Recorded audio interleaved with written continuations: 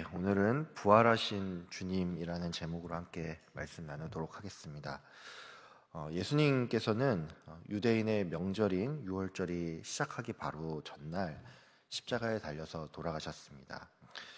요한복음 19장 31절에 보면은 예수님께서 돌아가신 날이 준비일로서 이 안식일이 큰 날이라는 표현이 나오는데 이게 무슨 뜻이냐면 히브리인 같은 경우에 그들의 고유 달력인 유대력을 사용하기 때문에 유월절이 매년 날짜가 바뀌게 됩니다.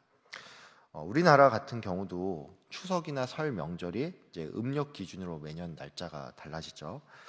유월절은 유대력에 따르면 이제 니산월 14일에 시작이 되는데 때마침 예수님께서 돌아가시던 그 해는 유월절의 시작이 토요일, 즉 안식일과 겹쳤기 때문에 이 안식일을 큰 날이라고 불렀다는 사실입니다.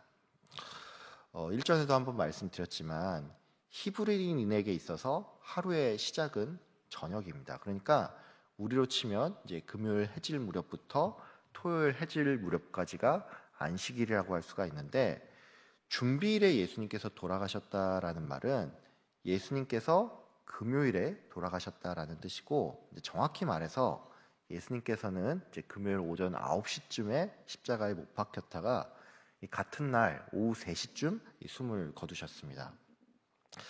예수님께서 숨을 거두자 로마 군병들은 예수님이 정말로 죽었는지 이 확인차 옆구리에 창을 찔렀죠. 군병들이 이 창을 찔렀을 때 예수님의 몸에서 뭐가 나왔습니까? 성경에 보면은 피와 함께 물이 나왔다라는 이런 표현이 나오죠. 이 피와 물이 예수님의 몸에서 함께 나왔다라는 것은 우리가 이 부분을 무심코 지나칠 수가 있는데, 이게 의학적으로 말하면 예수님께서 정말로 십자가에 달려서 죽으셨다는 강력한 증거라고 할 수가 있습니다.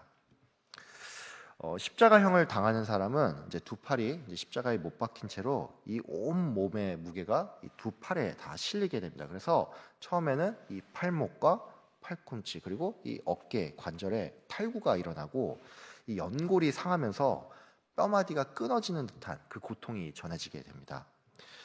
이 고통이 온 이후로는 어떻게 되냐? 이 관절이랑 뼈가 다 어긋났으니까 더 이상 저항을 할 수가 없게 되겠죠. 그러면은 이 몸이 땅으로 축 하고 처지게 되는데, 문제는 이때 폐가 눌리면서 호흡 곤란이 온다는 사실입니다. 십자가에 달린 사람은 이제 호흡 곤란 때문에 숨을 쉬기 위해서 억지로 이 몸을 계속 끌어올리다가는 이게 힘에 붙여서 몸이 다시 내려가고, 또 그러면은 질식이 와서 기절을 하게 되는데, 이렇게 기절을 하고 깨는 과정을 수백 번 반복을 하다 보면은 폐와 복부에 물이 차게 되고, 그래서 이 예수님의 옆구리를 창으로 찔렀을 때 피와 함께 물이 쏟아졌다라는 것은 십자가형을 받는 사람에게 나타나는 전형적인 증상이라는 것입니다. 예수님이 돌아가시고 난 후에 이제 요셉이라는 사람이 빌라도를 찾아가서 그 시신을 넘겨줄 것을 요구했습니다. 이 사람은 사내들인 공의 일원으로서 처음에는 유대인이 두려웠던 나머지 자기가 예수님의 제자임을 숨겼었는데, 여기서는 당당히 자기가 예수님의 제자임을 밝힌 셈이죠. 이후에는 이제 밤중에 예수님을 찾아왔던 니고데모가 등장을 하는데, 그는 예수님의 장례를 치르기 위해서 이제 향품을 챙겨와서는 예수님의 그 몸에 향을 바르고 또 세마포로 그 몸을 감싸서는 이제 새 무덤에 예수님의 시신을 안치했습니다. 여기까지가 이제 안식일 바로 전날에 있었던 일이고, 이제 시간이 지나서 안식일 후 첫날 그 새벽 무렵에 이제 몇몇 여자들이 예수님을 장사 지내기 위해서 무덤을 찾아왔습니다. 오늘 우리가 이제 함께 읽은 20장 1절에 보면은 이 막달라 마리아가 예수님의 무덤을 찾아왔다라는 말이 나오죠. 다른 복음서 같은 경우에는 이 안식 후 첫날 새벽에 막달라 마리아뿐만이 아니라 이제 다른 여자들, 예를 들어서 뭐 야고보의 어머니인 마리아와 살로메, 또 요한나를 언급을 하는데, 요한은 여기서 막달라 마리아만을 언급하고 있죠.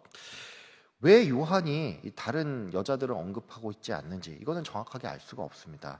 다만 이 요한복음 전체 맥락에서 봤을 때 막달라 마리아가 이제 예수님을 따르던 여자들 중에서도 좀 열정적인 면에 있어서 어떤 의미로 약간 베드로 같은 일종의 대표성이 좀 있다는 것이죠.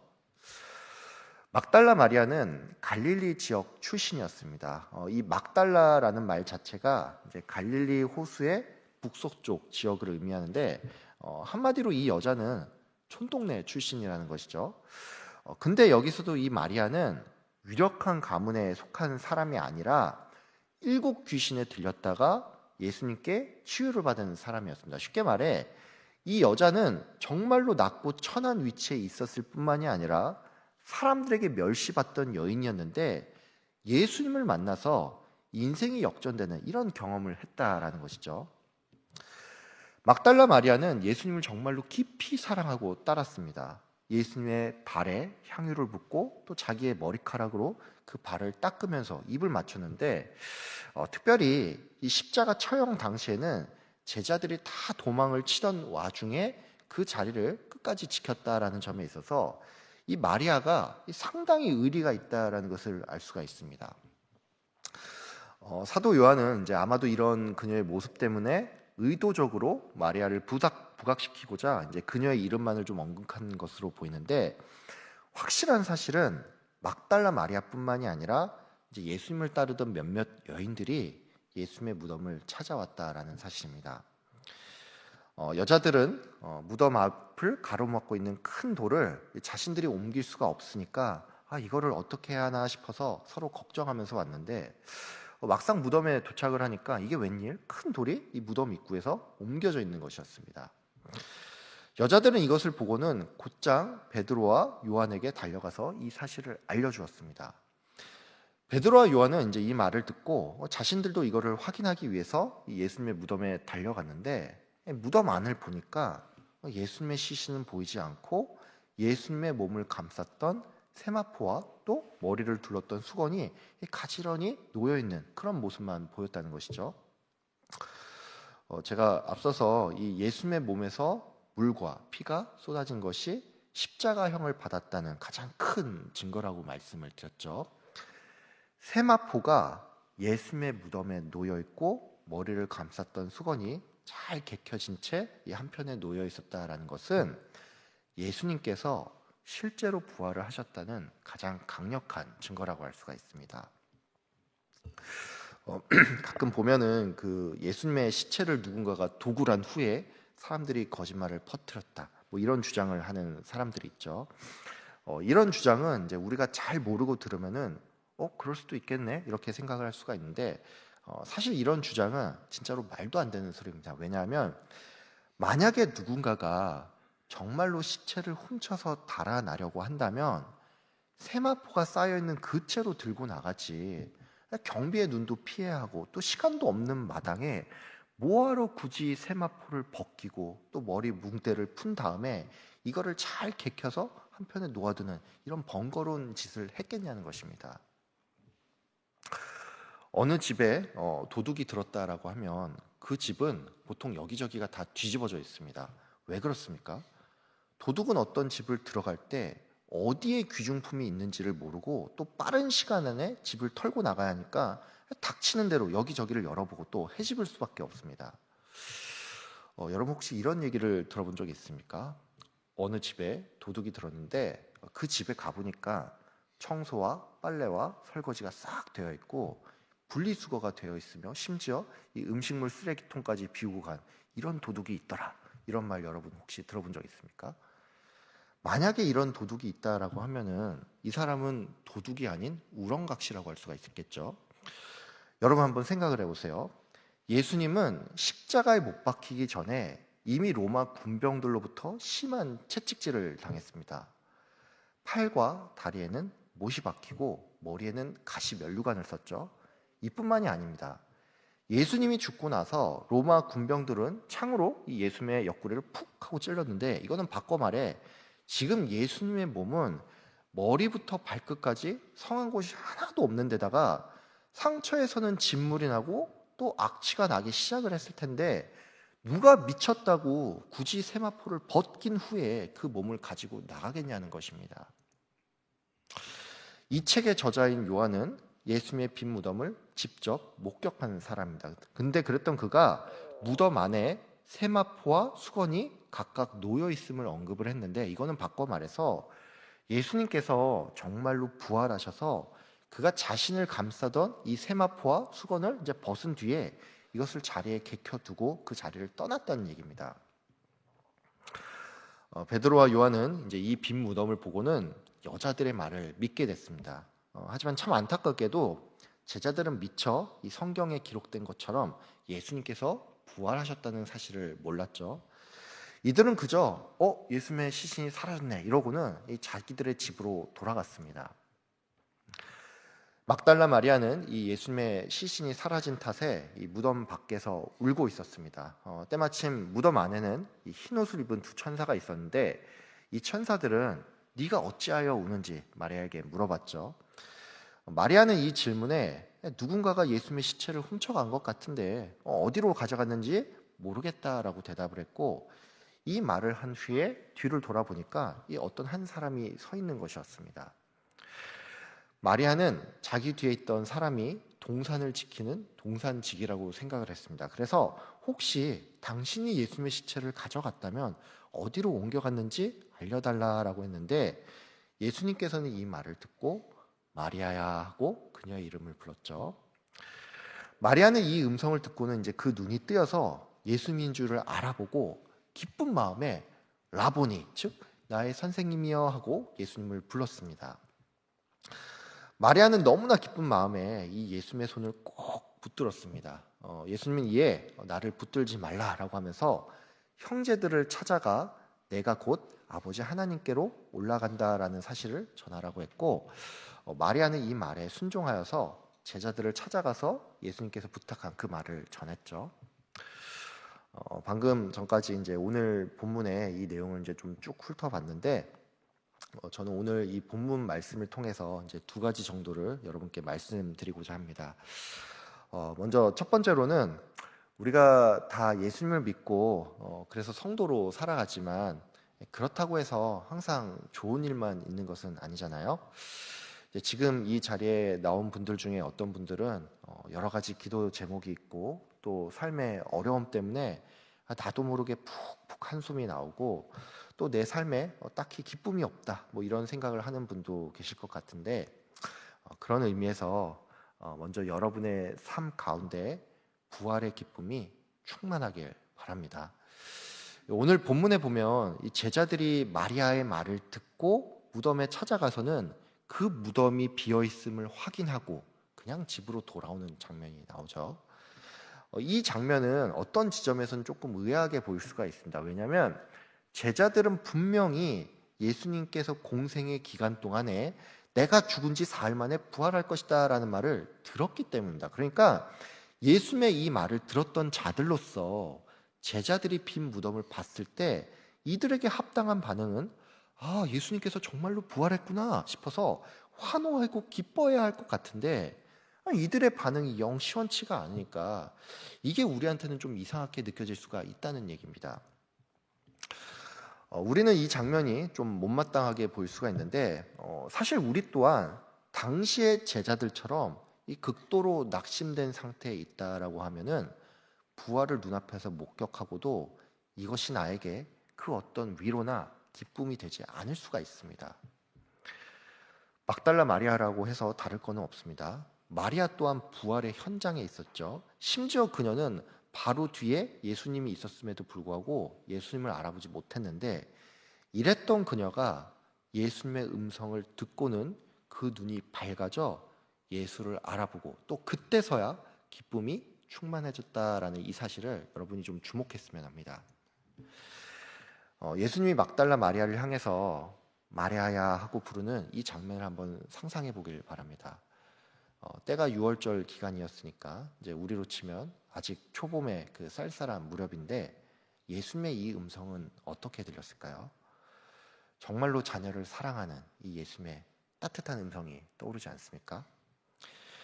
예수님은 자신이 부활했음을 구구절절 설명하지 않았습니다. 그저 사랑의 마음을 가득 담아서 마리아야 하고 이렇게 한마디만 하셨죠. 마리아는 그 음성을 듣자마자 내 앞에 계신 분이 자기가 그렇게 바라던 예수님인 줄 알고 충만한 기쁨으로 화답할 수가 있었습니다. 어제가 이제 부활절이었는데 여러분에게 부활절은 어떤 날이었습니까? 삶이 너무 힘겨운 나머지 그냥 하루하루 어렵게 살다가 눈 뜨고 보니까 갑자기 부활절을 맞이한 그런 분이 계시진 않습니까? 혹시 이 부활절을 그냥 이런저런 행사가 있는 날이요, 또 봉사하는 날로서 보낸 분이 계시진 않습니까? 부활절이 오기까지 여러분은 어떤 생각을 하셨습니까? 이번 부활절에는 교회에서 과연 뭘 줄까? 이런 생각을 하고, 이번에도 온 세대 연합 예배 드린다고 하는데 그때 엄청 혼잡스럽겠나요? 주차장 어떡하지? 뭐 이렇게 이런 걸 먼저 생각하진 않았습니까?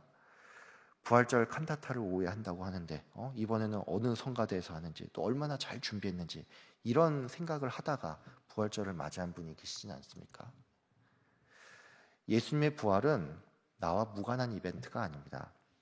예수님의 부활이 그저 객관적인 사실이 되거나 한때 나의 마음을 뜨겁게 했던 과거의 사건이 되어서도 안 됩니다. 예수의 부활은 지금 나의 믿음이 되어야 하고 지금 내 삶의 기쁨이 되어야 합니다. 성도에게 있어서 부활의 기쁨은 단회적인 사건이 아닙니다. 중생은 단 한 번뿐이지만 부활의 기쁨은 매일의 삶 가운데 있어야 합니다. 이 부활의 기쁨을 위해서 예수 그리스도를 간절히 찾는 우리 모두가 되길 바랍니다. 예수님이 나에게 오셔서 내 이름을 부르고 또 역사하여야지만 우리는 이 기쁨을 되찾을 수가 있습니다. 예수의 부활이 나의 가슴을 다시금 뜨겁게 만들고 굳었던 내 심장을 뛰게 하며 벅찬 감동이 될 수 있도록 간절히 구하시는 저와 여러분들 다 되시기를 바랍니다. 제가 방금 전에 이 부활의 기쁨이 우리에게 매일매일 있어야 한다라고 말씀을 드렸는데, 이제 하나만 더 권면을 드리자면, 이 부활의 기쁨을 나의 주변에 또 세상에 널리 전하시는 저와 여러분들 다 되시기를 바랍니다.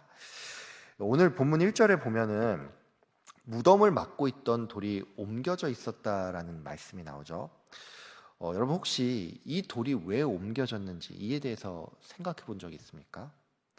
예수님께서 밖으로 나와야 하니까 돌을 옮겼겠지. 여기에 무슨 특별한 의미가 있어. 이제 아마 이렇게 생각하는 분이 계실 텐데, 사실 정말로 그 목적이라면 천사들이 굳이 이 돌을 옮길 필요가 없습니다. 왜 그러냐면 예수님께서는 부활의 새 몸을 입은 뒤로는 세상의 물리 법칙을 초월하여 제자들이 머무는 집에 벽을 통과하여 이들에게도 나타났기 때문입니다. 이거는 바꿔 말해서 무덤을 막고 있던 돌이 예수님께는 그 어떤 장애물도 되지 않는다는 얘기입니다. 여러분 그러면 왜 천사들은 이 돌을 굳이 옮겼을까요?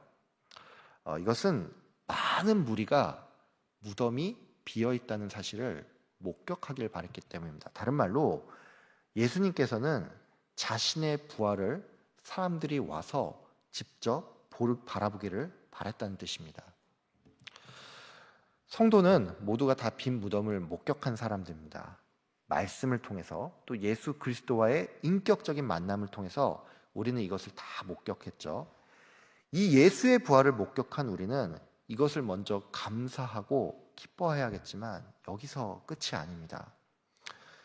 막달라 마리아는 기쁨에 겨워서 예수 그리스도를 붙들었지만 예수님은 그런 그녀에게 나를 붙들지 말고 네가 나를 만났다는 사실을, 또 내가 너에게 전한 말을 사람들에게 전하라고 했습니다. 여러분 우리가 어떻게 예수님을 믿게 됐습니까? 내가 스스로 예수님을 찾았습니까? 그렇지 않죠. 우리가 예수님을 만나게 된 것은 결국에는 먼저 믿은 누군가가 그 기쁨을 나에게 전해주었기 때문입니다. 우리는 그런 의미에서 모두가 다 복음의 빚진 자들입니다. 예수님을 전하는 것은 어떤 특별한 사람들에게만 주어진 사명이 아닙니다. 예수님을 전하는 것은 예수님께서 우리에게 남긴 지상 명령이고, 요한복음의 저자 또한 이 책을 기록한 목적이 예수의 행적을 사람들에게 널리 알리기 위함이라고 밝혔습니다. 천사가 돌을 옮긴 것은 예수님을 석방하기 위해서가 아닙니다. 세상 사람들을 그 빈 무덤으로 초대하기 위함이었습니다. 이 무덤의 문이 열린 순간에 부활은 개인의 사건에서 인류의 사건으로 확장이 되었습니다. 지금 여러분의 주변에도 이 예수님의 부활을 들어야 하고 또 천국 잔치에 초대해야 할 사람이 분명히 있을 텐데, 아무쪼록 여러분 모두에게 이 부활의 기쁨이 먼저 충만히 넘치기를 바라고, 또 그 기쁨을 마땅히 들어야 할 사람에게 전하시는 저 여러분들 다 되시길 주님의 이름으로 축복하며 기도합니다. 참 좋으신 하나님 아버지, 감사합니다. 하나님께서 우리를 먼저 사랑하시고 우리를 택하셔서 예수 그리스도를 이 땅에 보내주시고 우리의 죄를 위해서 대신 죽으시고 또 부활하심에 감사합니다. 아버지, 그 부활이 감사한 것은 예수님의 부활이 나의 부활이요, 그 부활의 기쁨이 나의 기쁨이 되기 때문입니다. 아버지 하나님, 우리가 살면서 너무나 많은 일들을 겪고 또 어려운 가운데 있던 나머지 이 기쁨을 우리가 놓치고 살고 있지는 않는지 우리 자신을 돌아보게 하여 주시옵소서. 아버지 하나님, 우리가 이 기쁨을 회복하기를 바랍니다. 주님, 다시 우리를 찾아주시고 우리를 불러주시고 하나님, 우리에게 역사하여 주시옵소서. 우리가 기쁨 없이는, 부활의 기쁨 없이는 살아갈 수가 없는데 주님, 간절히 구하오니 우리에게 세상에 줄 수 없는 그 기쁨과 평안이 넘치도록 주님 은혜를 베풀어 주옵소서. 하나님, 또 우리가 바라옵기는 이 기쁨을 가지고 또한 살아갈 때 혼자만 이것을 아는 것이 아니라 나의 주변에 이것들을 전하기를 원합니다. 하나님, 주님께서 우리에게 세상을 떠나기 전에 지상 명령을 주셨는데 하나님, 이것이 우리 모두에게 해당되는 명령임을 기억하며 우리가 살면서 만나는 모든 이들에게 때를 얻든지 못 얻든지 그들에게 복음을 전하는 우리가 될 수 있도록 주님 인도하여 주시옵소서. 하나님, 전쟁이 계속 지속되는 가운데 있습니다. 경제적으로 너무나 어려운 환경 가운데 있고 또 급등한 유가와 또 물가 때문에 고통받고 있는 사람들이 너무나도 많습니다. 어지러운 국제 정세 가운데 우리나라가 또 어떻게 해야 될지 참 여러 의견들이 나오고 참 시끄러운 상황 가운데 있는데 주께서 역사하여 주셔서 전쟁이 빠르게 종식되게 하여 주시고 다시 이 나라가 평화롭게 하여 주시고 또 예수 그리스도를 온전히 잘 섬길 수 있는 이 나라 될 수 있도록 주님께서 큰 은혜를 베풀어 주시옵소서. 하나님, 우리 교회 안에 아픈 성도님들 많습니다. 주님께서 역사하여 주기를 원합니다. 하나님, 우리가 기도하고 있는데 기도하는 것에 끝나는 것이 아니라 우리가 정말 간절히 구하는 그 기도가 감사 기도로 바뀔 수 있도록 하나님 응답하여 주시고 아픈 분들 그 고통이 하감되게 하여 주시고 실제로 병이 낫는 그런 역사를 우리가 두 눈으로 목격할 수 있도록 주님 인도하여 주시옵소서. 하나님, 오늘 또 하루 가운데서도 부활의 기쁨이 충만히 넘치기를 소원하오며 거룩하신 예수 그리스도의 이름으로 기도합니다. 아멘.